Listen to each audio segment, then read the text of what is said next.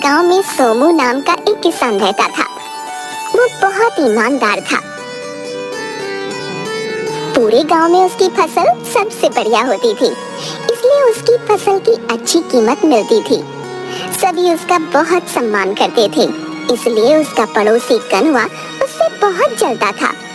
कनुआ उसे नीचा दिखाने और तंग करने का अवसर ढूंढता रहता था।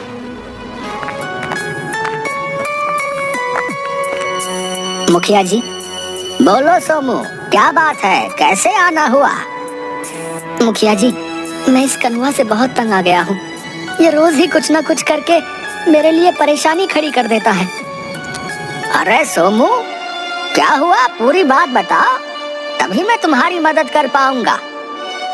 मुखिया जी, मेरे और कनुआ के खेत की मेड़ एक ही है। हाँ हाँ, ये तो सब जानते हैं। उस कनुए ने कल वो मेड़ बीच में से तोड़ दी और अपने खेत का पानी का पाइप मेरे खेत की ओर करके उसे चलाकर छोड़ दिया। मेरा पूरा खेत पोखर बन गया। आप कुछ कीजिए ना। तुम मुझसे क्या चाहते हो? मैं उसे समझा समझा कर थक गया हूँ। पंचायत करा लो। बोलो, तुम तैयार हो? जी मुखिया जी। पंचायत में क्यों कनुआ, तुम काहे सोमू को रोज रोज तंग करते हो भाई? हैं? ये कोई अच्छी बात नहीं है। मैं तंग करता हूँ? ये आपको किसने कहा? मैं नहीं, ये सोमू मुझे तंग करता है। भगवान कसम, मुखिया जी, इसने मेरा जीना आराम कर रखा है।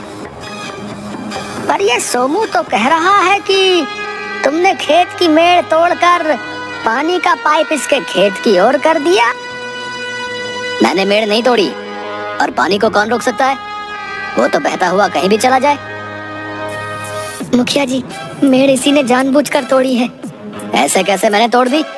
तुमने देखा मुझे तोड़ते हुए? अरे तुम तो रोज कुछ ना कुछ करते रहते हो। मुखिया जी, मैं कहता हूँ मेड़ इस सोमू ने तोड़ी है और इल्जाम मुझ पे लगा रहा है। इसका मतलब मेड़ कैसे टूटी ये तुम दोनों को नहीं पता। पर सोमू के खेत में पानी तो तुम्हारी गलती के कारण भरा ना। मुखिया जी, इसमें मेरी कोई गलती नहीं। मैं अपने खेत की सिंचाई करने के लिए पानी चलाकर चला गया था। अब पानी है, बहता हुआ चला गया इस सोमू के खेत में। पानी सीमा के बंधन में थोड़े बंधता है। बात तो तुमने बिल्कुल सही कही। पानी सीमा में नहीं बंधता। वही तो मैं भी कह रहा हूँ। पानी है, चला गया इसके खेत में, ऐਵੇਂ ही शोर कर रहा है। अरे नत्थू, जरा सुन। जी मुखिया जी। तेरा खेत इस कनुआ के खेत से दूसरी तरफ से जुड़ा हुआ है ना? हाँ मुखिया जी। ऐसा कर, कल तू अपने खेत का पानी का पाइप इस कनुआ के खेत की तरफ करके चलाकर भूल जा। ये क्या कह रहे हो? पानी बहता हुआ मेरे खेत में आ जाएगा। नत्थू अपने खेत में पानी चला रहा है, बहता हुआ तुम्हारे खेत में आ गया तो क्या हुआ? वो कोई बंधता थोड़े है। खबरदार नत्थू, तूने ऐसा किया तो। अपनी गलती मान ले कनुआ। सब मिलकर रहोगे तभी काम चलेगा, वरना एक दूसरे का ही नुकसान करोगे। अभी माफी मांगने में ही भलाई है। इस सोमू को तो मैं बाद में देख लूंगा। अब मुझे माफ कर दो मुखिया जी, मैं आगे से ऐसा कुछ नहीं करूंगा। ठीक है सोमू। सोमू हाँ में सिर हिलाता है। सब चले जाते हैं। सोमू, तूने पंचायत में मुझसे माफी मंगवाकर ठीक नहीं किया।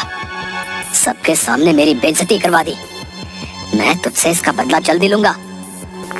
एक आदमी जल्दी जल्दी जाते हुए। ए भैया, कहाँ भागे जा रहे हो? जरा सुनो तो।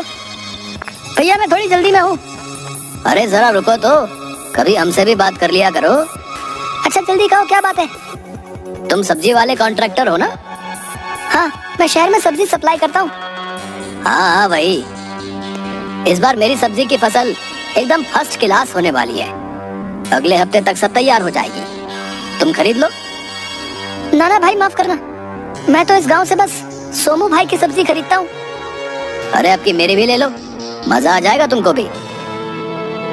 भाई तुम लोगों की सब्जी आधे दाम में भी नहीं बिकती। सोमू की सब्जी बढ़िया क्वालिटी की होती है। तिगने दाम में भी आराम से बिकती है।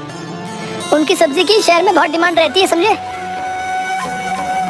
अच्छा चलो ठीक है, तुम सोमू की ही सब्जी खरीदो, पर मुझे भी दिमाग में रख लेना, अगर कभी जरूरत पड़े तो हाजिर हूँ। हाँ भैया जरूर, अगर ज्यादा जरूरत पड़ी तो तुमसे ले लेंगे। अभी मैं चलता हूँ, ठीक है? अरे जरूरत कैसे ना पड़ेगी, मैंने तो सोचा भी नहीं था कि इस सोमू की सब्जी तिगुने दाम में जाती है। इस बार नोट मैं गिनूंगा, बस मैं। सोमू, तुझसे तो मैं अपनी बेइज्जती का बदला लेकर रहूंगा।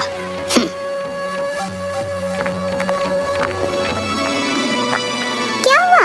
आज आप ज्यादा ही थके हुए लग रहे हो।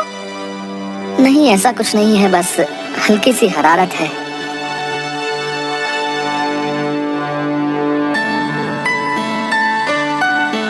सुबह सोमू पलंग से उठा पर चक्कर खाकर गिर गया। अरे क्या हुआ आपको? ये तो भट्टी की तरह तप रहा है। घबराओ नहीं, इन्हें वायरल है, इससे बहुत कमजोरी रहती है। 10 दिन बाद आराम आएगा, तब तक खूब आराम करना। और हाँ, खाने पीने का ठीक से ध्यान रखना होगा, वरना ठीक होने के बाद भी खड़े होने में कई दिन लग जाएंगे। जी डॉक्टर साहब, मैं इनका पूरा ध्यान रखूंगी।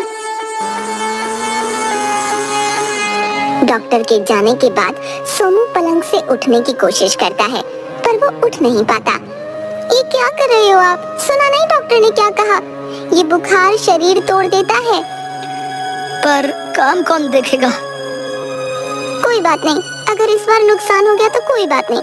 आप अपनी मर्जी से बीमार थोड़े ही हुए हो। सेहत रहेगी तो काम करोगे ना। शहर से आकर कॉन्ट्रैक्टर सोमू के पास आया। कैसे हो सोमू? ये तो उठ भी नहीं पा रहे थे, अभी कम से कम बैठ तो रहे हैं। इस बार की फसल तो, तुम्हारी सब्जियों की तो अभी तक कटाई भी नहीं हुई। इस बार देरी हो गई। कोई बात नहीं, इस बार मैं किसी और से ले लूंगा। तुम अपना ध्यान रखो भाई, सेहत है तो पूरा जहान है, समझे? कॉन्ट्रैक्टर वहाँ से कनुआ के पास गया। भाई तुमने कहा था ना कि तुम मुझे सब्जियों की सप्लाई करना चाहते हो? हाँ हाँ, पर आप तो बस उस सोमू से लेते हो ना। हाँ, पर इसकी तबीयत खराब है और उसकी फसल भी अभी तक खेत में लटक रही है। पता नहीं कितना टाइम लगेगा, और शहर से बहुत डिमांड आ रही है। तुम अपनी फसलें दे दो, नहीं तो मेरा बहुत नुकसान हो जाएगा। अरे नहीं नहीं, ऐसा मत कहो, मेरे होते हुए आपको कोई नुकसान नहीं होगा। आप चाहो तो मेरी पूरी की पूरी फसल उठा लो। हाँ हाँ, क्यों नहीं। वाह वाह, इस बार तो मजा आ गया। पूरी फसल डबल दाम में गई है। अगर ये सोमू ना हो तो ये कॉन्ट्रैक्टर हर बार मेरी फसल अच्छे दाम में खरीद ले। 4 दिन बाद। अब मैं थोड़ा ठीक हो गया हूँ, कल जाकर खेत से फसल कटा लेता हूँ। ठीक है, पर आप ज्यादा चिंता मत करना। अपना ध्यान तो रखना ही होगा। अगले दिन सोमू खेतों से सारी सब्जियां कटवा लेता है। दूर से अपने खेत में खड़ा कनुआ सब देख रहा था। तो ये सोमू का बच्चा ठीक हो ही गया। अरे मर ही जाता तो अच्छा था। सुनो, ये सब्जियां जल्दी खराब हो जाएंगी, शहर जाने तक सब सड़ जाएंगी। मैं तुम्हें कल सुबह बताता हूँ इनका क्या करना है। इसे रास्ते से हटाने के लिए कुछ तो करना पड़ेगा, वरना कॉन्ट्रैक्टर मेरी सब्जी दोबारा नहीं खरीदेगा।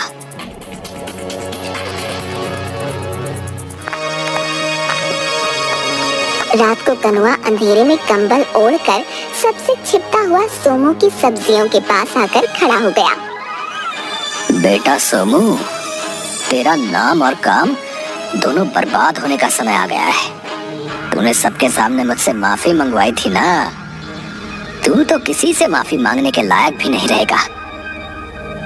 चल बेटा, दिखा दे अपना जलवा। वो पाउडर सब्जियों पर छिड़ककर वहाँ से चला जाता है।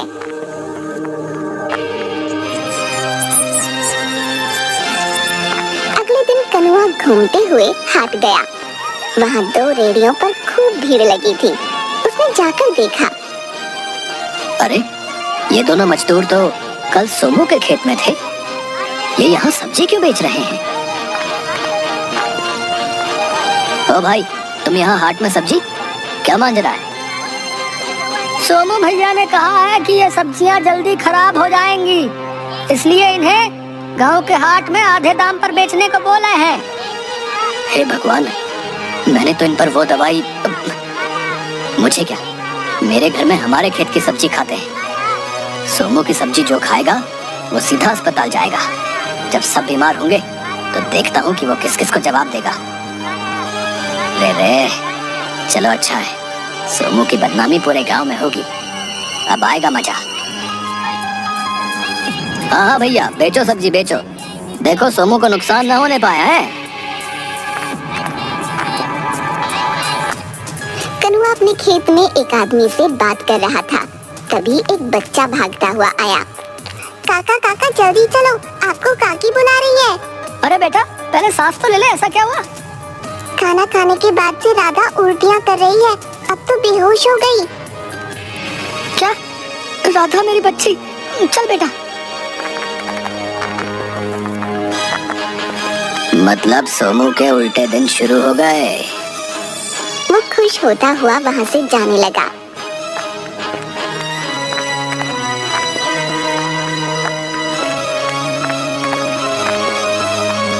रास्ते में उसे मुखिया मिल गया। अरे मुखिया जी, क्या हाल है? मैं तो ठीक हूँ कनवा, पर गांव में जाने आज क्या हो रहा है।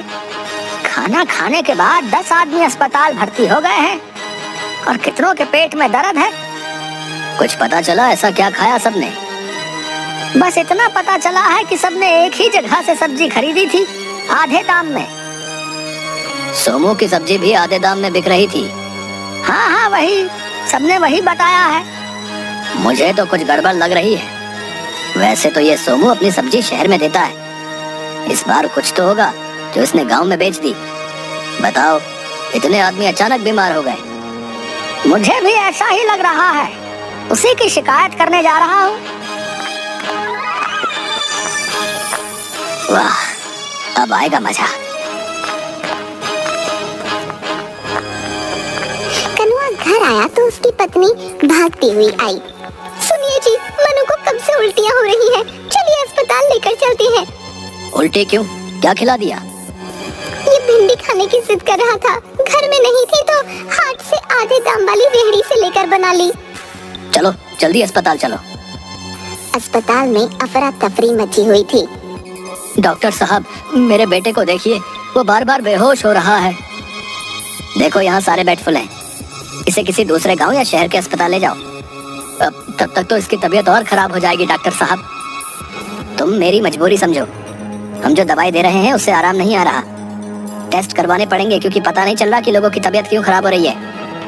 अगर पता चल जाता तो शायद हम सबका इलाज यहीं कर पाते।